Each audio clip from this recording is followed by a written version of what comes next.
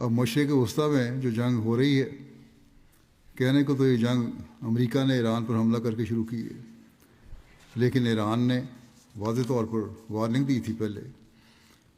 کہ اگر ہم پہ حملہ ہوا تو عرب ممالک میں امریکہ کے جو اڈے ہیں جو انہوں نے کسی خاص مقصد کے لیے بنائے تھے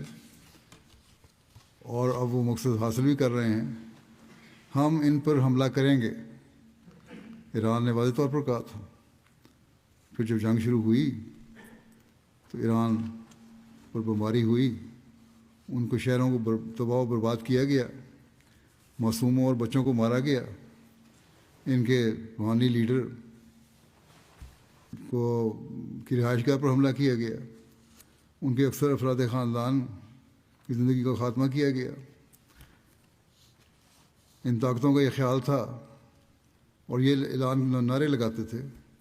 کہ ہم اس رجیم کو ختم کریں گے تو پھر ایرانیوں کو آزادی مل جائے گی، لیکن اس سے کیا اثر ہوا؟ جو کچھ مخالف بھی تھے تھوڑے بہت، وہ بھی اب ان کے حق میں ہو گئے، اور اس لیڈر کو خامنائی صاحب یا نام ہے ان کا تو شہادت کا مقام مل گیا، اور اس شہادت کے مقام کی وجہ سے ان قوم میں ان کی اور عزت بڑھ گئی ہے۔ ان کے بچوں کو بھی مار دیا گیا، پورے خاندان کو مارا گیا۔ تو یہ ظلم جو ہوا، اس سے تو رجیم چینج کیا ہونی تھی، ان کی عزت اور احترام اور زیادہ بڑھ گیا ہے۔